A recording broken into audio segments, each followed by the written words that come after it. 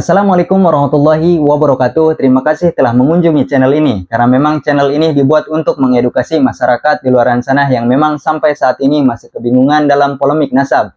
Dan di sini saya mengajak teman-teman untuk melihat cuplikan video dari ulama Mesir yang menjelaskan tentang nasab habaib yang ada di Indonesia. Maka dari itu simak terus videonya sampai selesai. Jadi kemarin itu lagi rame banget di sosial media tentang isu nasab dan Habib di Indonesia. Sebetulnya masih ada nggak sih Syekh keturunan dari Nabi Muhammad SAW hari ini? Bismillah, Allahumma salli wa sallim wa barik ala Sayyidina Muhammad wa ala ali Sayyidina Muhammad. Keluarga Nabi Muhammad SAW setelah Nabi Muhammad meninggal dunia, mereka pindah ke banyak tempat. Ada beberapa yang pindah ke Mesir, tempat saya. Ada beberapa yang pindah ke Yaman. Dan dari Yaman ada beberapa yang pindah ke Indonesia juga. Jadi sampai hari ini masih ada keturunan Nabi Muhammad SAW. Berarti di Indonesia juga masih ada ya? Insya Allah masih ada. Insya Allah masih ada. Betul. Nah, Syekh itu kan dari Mesir gitu ya. Kalau dari Mesir itu tandanya dia keturunan dari Nabi Muhammad itu seperti apa ya Syekh? Di Mesir ada peraturan ketat terkait hal ini ya. Jadi di Mesir ada yang namanya Niqabatul Ashraf. Ini sebuah lembaga yang diakui pemerintah Mesir. Lembaga tersebut tugasnya adalah memverifikasi siapa keturunan Nabi Muhammad dan siapa yang bukan keturunan Nabi Muhammad. Yang keturunan Nabi Muhammad dikasih karne atau dikasih seperti ID card gitu. Kalau punya ID card ini berarti 100% keturunan Nabi Muhammad, karena di Niqabatul Ashraf tersebut atau yang lebih terkenal dengan istilah niqabah ya, itu ada pakar ilmu nasab di sana. Jadi kalau ada orang yang mau cek nasabnya, mereka cek itu silsilahnya ke siapa sampai ratusan bahkan ribuan tahun yang lalu. Ya, sama halnya dengan yang ada di Indonesia. Bahwasanya di negara Mesir ada Niqabah ataupun lembaga pencatat ataupun penghimpun zuriat Nabi Muhammad SAW. Sama halnya dengan yang ada di Indonesia. Di Indonesia ada lembaga pencatat penghimpun zuriat Nabi Muhammad SAW yang bernama Robitoh Alawiyah. Contoh misalnya, saya sendiri, saya tahu siapa kakek saya yang 1000 tahun yang lalu. Serius tuh Syekh? Serius, saya tahu namanya, kerjanya apa, pindah dari mana, istrinya berapa, anaknya berapa. Saya tahu semuanya, semua informasi itu. Terus informasi itu kayak diwariskan gitu. Jadi ayah saya ceritakan itu kepada saya. Nanti saya ceritakan kepada anak saya dan seterusnya, seperti itu. Iya, saya juga sering dengar ya, kayak di Mesir, Yaman, anak-anak kecil itu tahu tuh leluhurnya gitu ya. Betul sekali. Kalau menurut saya sendiri, apa sih manfaat ketika kita mengetahui leluhur kita gitu? Baik, itu sebenarnya ada dua manfaat gitu ya. Manfaat yang pertama, manfaat sosial, supaya tidak ada yang berani mengaku keturunan A padahal dia bukan keturunan A. Makanya muncul pentingnya yang namanya pakar ilmu nasab, supaya kalau ada yang mengaku dari suatu keturunan langsung dipanggil pakarnya. Ini benar nggak dari keturunan A? Gitu. Ini manfaat yang pertama. Manfaat yang kedua lebih ke tradisi, ya. Jadi kan setiap tempat itu ada tradisinya, ya. Budaya ya. Budayanya betul. Di negara Arab secara umum, khususnya di Yaman dan Arab Saudi, itu terkenal sekali budaya nasab itu. Jadi itu lebih ke tradisi seperti itu. Dan sampai hari ini di setiap suku di Mesir, Arab Saudi, Yaman itu ada pakar ilmu nasabnya. Terus kalau ada perselisihan tentang nasab, langsung dipanggil dan ditanya. Pakar ilmu nasab itu lebih keren lagi. Tahu nasab semua sukunya sampai Nabi Ibrahim. Ya, jadi jauh sekali. Jadi memang sudah ada ya. Betul. Terorganisir gitu ya. Sangat-sangat terorganisir. Tapi Syekh, kita boleh nggak dalam agama meragukan nasab seseorang? Nah, ini ada pertanyaan menarik dari narasumber yang menanyakan bahwasanya boleh tidak kita meragukan nasab ataupun zuriat Nabi Muhammad SAW yang ada di Indonesia? Bolehkah kita meragukan nasab keturunan itu? Coba kita simak videonya. Masya Allah, ini pertanyaan yang bagus sekali. Dalam agama, meragukan nasab seseorang itu boleh dalam satu kondisi saja, diragukan oleh hakim. Selain itu, kita tidak diperbolehkan untuk meragukan nasab seseorang. Rasulullah sallallahu alaihi wasallam bersabda, "Man idda'a ila ghairi abihi wa huwa ya'lamu annahu ghairu abihi, fal jannatu 'alaihi haram." Barang siapa yang mengaku ke selain ayahnya dan dia tahu bahwa dia bukan ayahnya, ancamannya apa? Ancamannya diharamkan surga baginya. Jadi Rasulullah membuat batasan. Tidak boleh mengaku ke selain ayah kita, dan di waktu yang sama tidak boleh meragukan nasab orang lain. Bahkan ada satu hadis lain dari Rasulullah SAW bahwa di akhir zaman bakal muncul dua peristiwa yang merupakan kekufuran. Peristiwa yang pertama, orang yang teriak-teriak depan kuburan karena sedih ada yang meninggal dunia. Itu peristiwa yang pertama. Peristiwa yang kedua, saling meragukan nasab, kata Nabi Muhammad SAW. Jadi memang Nabi Muhammad SAW sudah kasih kita kabar bahwa di akhir zaman bakal muncul peristiwa-peristiwa seperti itu, saling meragukan nasab. Ya, benar sekali menurut penjelasan ulama Mesir ini, bahwasanya Rasulullah Shallallahu Alaihi Wasallam bersabda, "Man idda'a ila ghairi abihi wa huwa ya'lamu annahu ghairu abihi, fal jannatu 'alaihi haramun." Barang siapa yang menisbatkan nasab kepada selain ayahnya, padahal dia tahu itu bukan ayahnya, maka surga haram baginya. Itu sabda Rasulullah Shallallahu Alaihi Wasallam. Kita lanjut videonya. Berarti kita tidak boleh meragukan nasab seseorang ya? Betul sekali, tidak boleh meragukan nasab seseorang, sebagaimana tidak boleh ada orang yang mengaku kepada selain ayahnya atau kakeknya. Jadi dua-duanya tidak boleh gitu. Meragukan nasab seseorang tanpa adanya perintah dari hakim itu tidak diperbolehkan. Kenapa? Karena kalau kita buka pintu tersebut, nanti bakal ada kekacauan yang luar biasa ya. Nanti tiba-tiba ada orang yang ketuk pintu saya, Anda bukan Anda bukan anak kandung dari ayah yang ada di akta kelahiran itu. Nanti nggak ada aturannya lagi gitu, seperti itu. Makanya yang diperbolehkan meragukan nasab adalah hakim dengan dengan syarat-syarat tertentu seperti itu. Karena itu termasuk caci maki juga ya? Betul sekali, betul sekali. Ini caci maki dari banyak segi gitu ya. Yani kalau ada orang yang kita tuduh nasabnya tidak tersambung pada kakeknya, itu kayak secara tidak langsung kita menuduh kakeknya atau ibu-ibunya itu dengan tuduhan yang keji gitu, dengan tuduhan yang kurang bagus gitu, seperti itu. Tapi bagaimana sih ketika misalnya ada seorang yang memasukkan nasabnya gitu? Karena kita juga sering dengar di berita gitu ya. Betul. Ada tentang Habib-Habib palsu nih, seperti di berita berikutnya. Betul. Nah, ini sih. Misalnya kasus pemalsuan sertifikat keturunan Habib gitu ya. Betul. Nah, kalau seperti itu bagaimana sikap kita gitu sih? Baik, saya mau kasih satu contoh ya. Pernah nggak ada orang yang memalsukan akta kelahirannya? Pernah, pasti pernah ya. Itu tidak berarti semua akta kelahiran yang ada di Dukcapil palsu semua. Betul kan? Sama seperti itu juga. Kalau ada orang yang mau terhormat atau mau menjadi orang terhormat di komunitasnya, jadi dia memalsukan nasabnya dan dia mengaku keturunan Nabi Muhammad SAW, maka dia harus ditindak. Harus ditindak. Tapi ditindak oleh siapa? Ini yang penting. Ditindak oleh pihak yang berwenang. Dalam kondisi ini pihak yang berwenang itu satu, yaitu niqabah atau yang setara dengan niqabah di Indonesia, yang namanya Rabithah Alawiyah. Karena Rabithah Alawiyah itu yang bertanggung jawab atas nasab atau keturunan Rasulullah di Indonesia, maka mereka yang harus menindak dia yang memalsukan nasab, seperti itu. Oke. Ada nggak sih ayat gitu ya yang memang mengajarkan kita untuk mencintai keluarga dan keturunan dari Nabi Muhammad? Sebenarnya ada yang lebih kuat lagi ya. Kita kalau salat terus pas tasyahud, Allahumma salli ala Muhammad wa ala ali Muhammad, seperti itu. Jadi kita setiap hari ketika kita salat, ketika kita tasyahud, kita bersalawat kepada Nabi Muhammad dan keluarganya dan ahlul baitnya. Tetapi ada satu hal penting sekali yang saya mau sampaikan. Kita mencintai keluarga Nabi Muhammad karena Nabi Muhammad, tapi itu tidak berarti bahwa ada orang yang terhindar dari dosa. Ini penting sekali ya.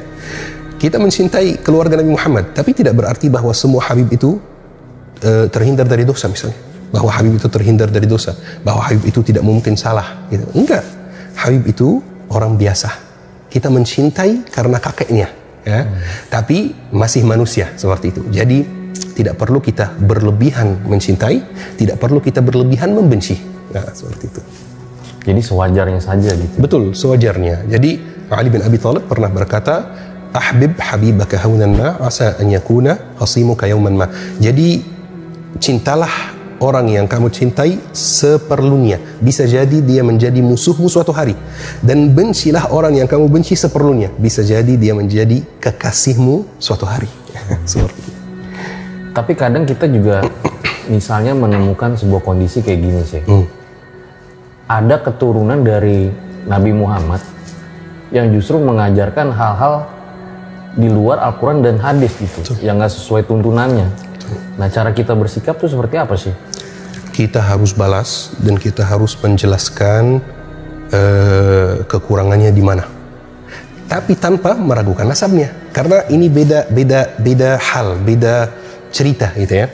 Kalau ada misalnya Habib yang akhlaknya kurang baik, yang perilakunya kurang baik, yang ilmunya kurang baik, maka kita berhak meragukan akhlaknya, berhak meragukan ilmunya, berhak meragukan nasab atau sanad-sanad ilmu yang dia punya. Tapi ngapain meragukan nasab? Emang keturunan Nabi Muhammad itu baik semua? Enggak. Abu Jahal, Abu Lahab itu keluarga Nabi Muhammad juga. Terus banyak yang kita lihat kadang-kadang, bukan banyak, tapi ada yang kita lihat Habib yang mungkin perilakunya tidak mencontohkan akhlak Nabi Muhammad SAW. Ya, kritik akhlaknya, kritik ilmunya, tapi gak usah kritik nasabnya. Itu beda cerita gitu. Berarti kalau mengkritik Habib tuh boleh gitu? Sangat boleh, sangat boleh. Sangat-sangat boleh. Siapapun bisa dikritik. Siapapun bisa dikritik.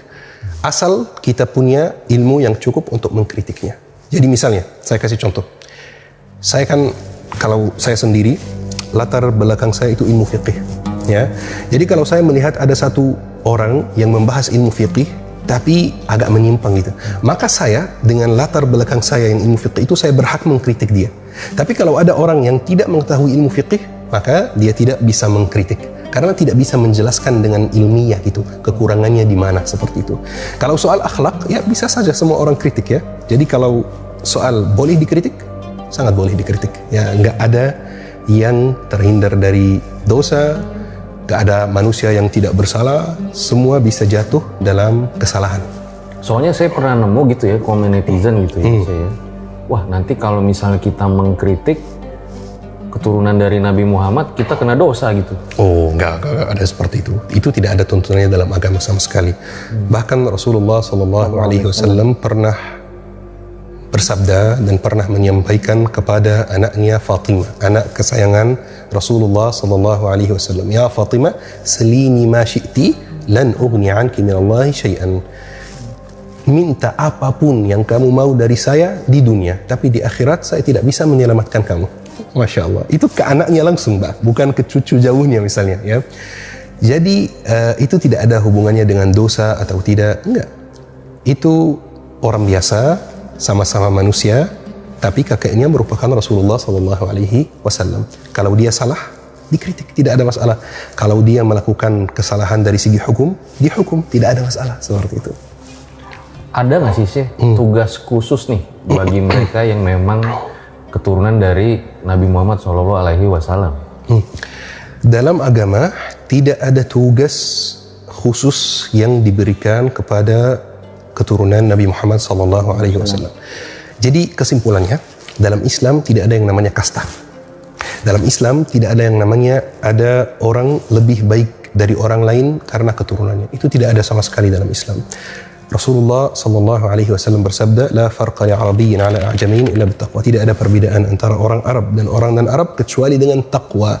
Jadi tolok ukurnya itu adalah takwa. Nasab ya bisa bikin kita di dunia misalnya dihormati orang, itu bisa, kenyataannya seperti itu. Tapi di akhirat hanya takwa.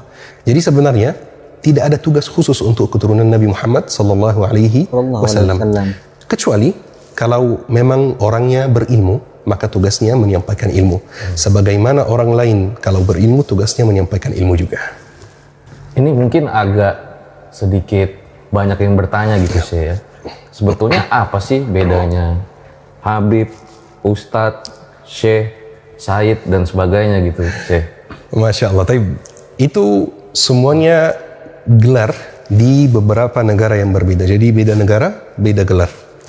Kalau gelar ustaz, artinya di Indonesia beda dengan artinya di negara Arab.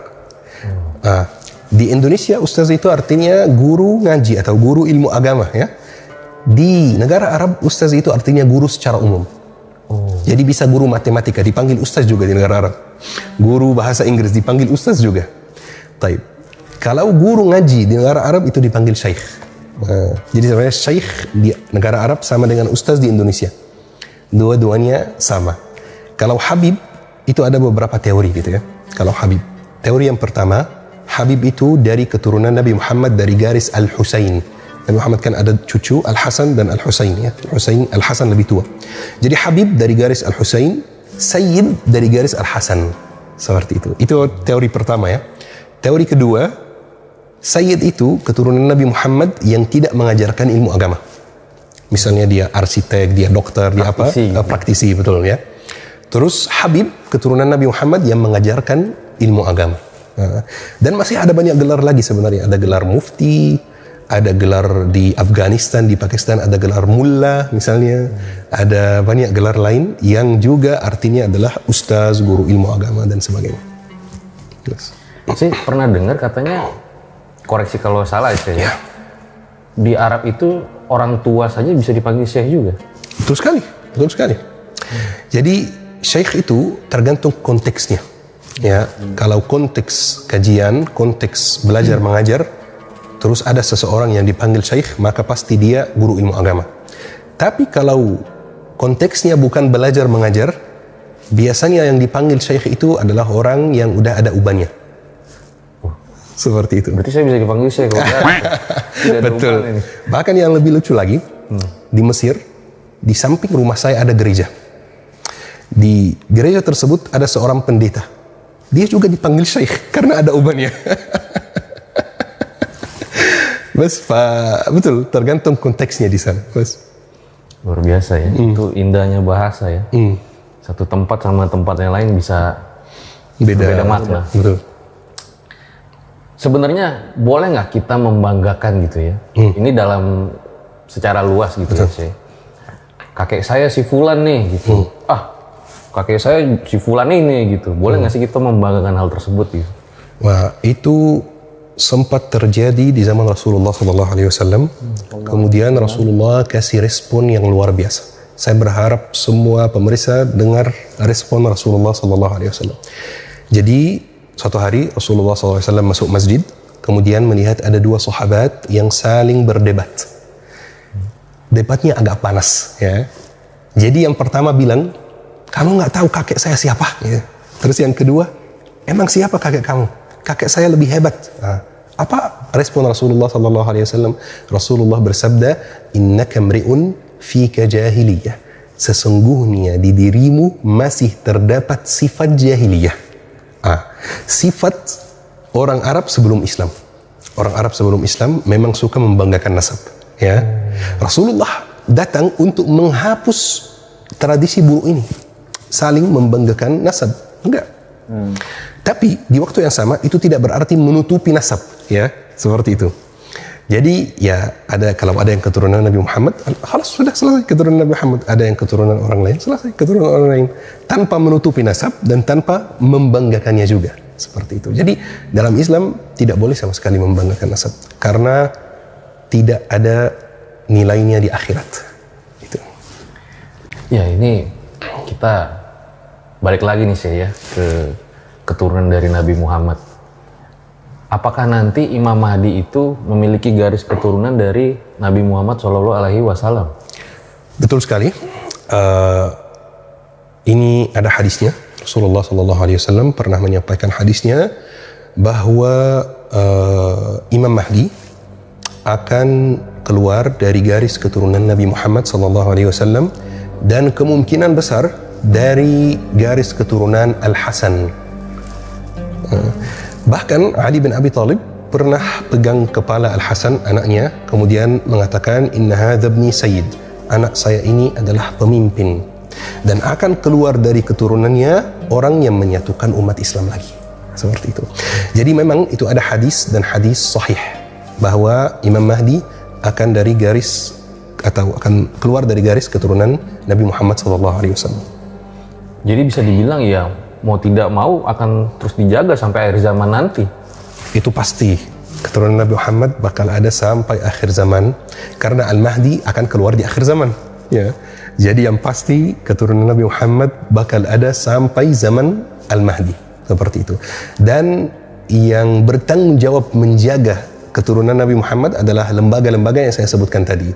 Misalnya di Mesir, Niqabatul Ashraf itu. Mereka menjaga. Kenapa? Supaya nanti diketahui. Gimana kalau misalnya 10 tahun ke depan, 20 tahun ke depan, ada orang yang mengaku Al-Mahdi. Dicek nasabnya. Ini keturunan Nabi Muhammad. Itu salah satu fungsinya. Betul. Kalau memang dia bukan keturunan Nabi Muhammad, berarti pasti 100% dia bukan Al-Mahdi. Kalau keturunan Nabi Muhammad, boleh kita bahas lebih lanjut. Ini benar Al-Mahdi atau tidak. Seperti itu. Ya, menurut saya sangat jelas sekali penjelasan dari ulama Mesir ini, bahwasanya keturunan Nabi Muhammad SAW bakal ada sampai akhir zaman. Dan orang-orang yang ingin membatalkan nasab zuriyah Nabi Muhammad SAW pada saat ini adalah orang-orang yang memang menurut saya orang yang pemikirannya salah. Dan semoga video yang telah kita tonton tadi bisa memberikan kita manfaat, bisa memberikan edukasi kepada kita semua, kepada masyarakat di luar sana yang memang masih bingung menyikapi tentang polemik nasab habaib. Dan mungkin hanya itu saja video yang bisa saya tampilkan.